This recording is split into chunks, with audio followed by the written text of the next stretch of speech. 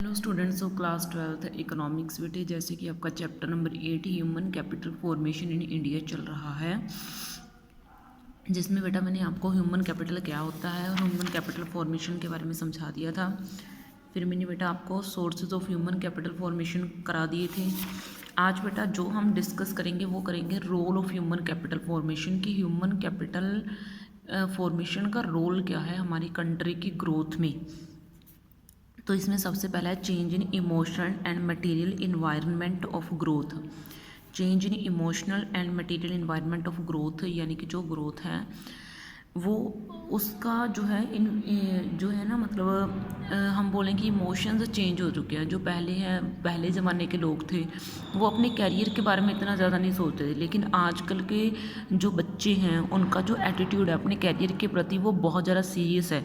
वो अपने आप को कुछ बनता हुआ देखना चाहते हैं। पेरेंट्स अपने बच्चों के लिए बहुत ज़्यादा कॉन्शियस हैं, है ना। And material environment of growth, और वो सच्ची में मटेरियल इन्वायरमेंट का मीनिंग क्या है कि हमारी कंट्री में जो स्किल्ड वर्कर्स हैं उनकी कोई कमी नहीं है, वो बहुत ज़्यादा बढ़ रहे हैं। ठीक है, तो इसके ऊपर हम बात करेंगे। तो change in emotional and material environment of growth के रिलेटेड 2 पॉइंट्स हैं, वो मैंने आपको समझानी है। पहला point, emotional environment become conductive to growth as people tend to acquire growth oriented attitude and aspiration. ये देखो, इमोशनल इन्वायरमेंट जो है बिकम कंडक्टिव, वो बहुत गुड हो सकता है विकास के लिए, अपनी कंट्री के विकास के लिए। क्योंकि अगर लोग अगर उनके इमोशंस अपनी ग्रोथ के लिए होंगे कि हमें अपनी कंट्री की ग्रोथ करनी है, तो वो ग्रोथ ओरिएंटेड बनेंगे और उनका एटीट्यूड भी ग्रोथ ओरिएंटेड होगा।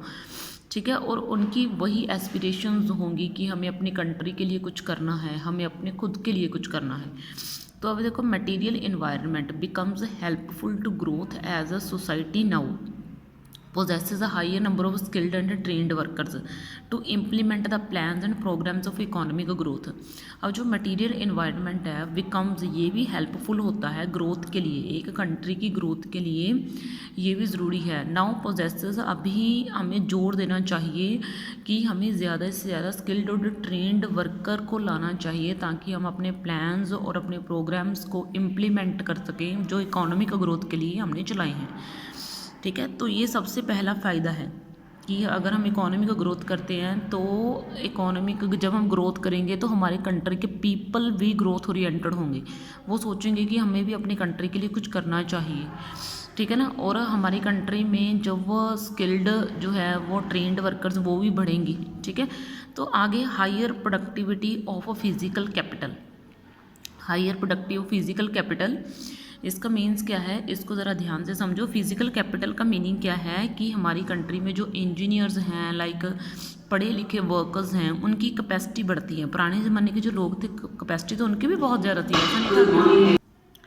तो देखो बेटा, इससे क्या था, जो पुराने ज़माने के लोग थे तो कैपेसिटी तो उनकी भी बहुत ज़्यादा थी, लेकिन हम क्या है, मतलब जितनी अपनी फिजिकल कैपेसिटी है उतना पहले काम भी हैवी होता था, लाइक खेतों में, है ना, जैसे हम बोल सकते हैं।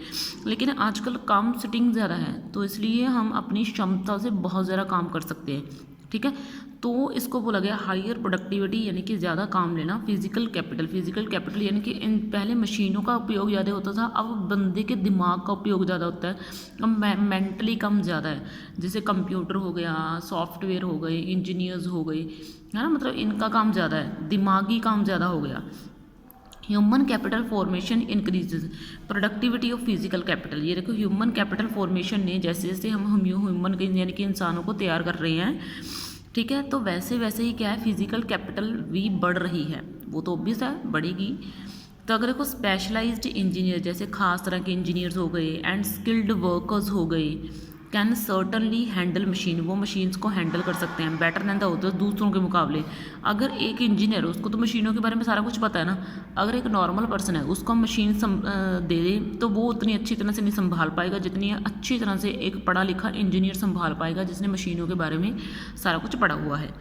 तो देखो, it enhances productivity and accelerate the pace of growth. अगर हम स्पेशल बंदे के हाथ में स्पेशल वाला काम देंगे, इससे हमारी कंट्री की ग्रोथ बहुत ज़्यादा बढ़ जाएगी। ठीक है, तो आगे देखो बेटा, है आगे इनोवेटिव स्किल्स। ठीक है। इनोवेटिव का मीनिंग क्या है, खोजें करना, नई नई खोजें करना, ठीक है। स्किल्स यानी कि सीखना, जैसे जैसे हम सीखते जाते हैं वैसे वैसे नई नई तरह की खोजें करते जाते हैं। तो human capital formation facilitate innovation, ये देखो जो ह्यूमन कैपिटल फॉर्मेशन है वो हमें इनोवेशन यानी कि खोज की सहूलत देता है। The under current of growth and development, ठीक है, यानी कि जो ग्रोथ यानी कि विकास है और जो वादा है वो हमें मिलता है इन चीज़ों में। Larger number of skilled and trend personal greater the possibility of innovation, जैसे ही हमारे पर्सन जो हैं वो जितने ज़्यादा ट्रेंड होंगे, जितने ज़्यादा स्किल्ड होंगे, जितना उनको चीज़ों की नॉलेज होगी वैसे वैसे इनोवेशन भी अच्छी होगी। In the areas of production के एरियाज़ में एंड रिलेटेड एक्टिविटीज़, और अलग अलग तरह की एक्टिविटीज़ में। Innovation is a life line of growth, तो इनोवेशन क्या है, वो ग्रोथ की लाइफ लाइन है।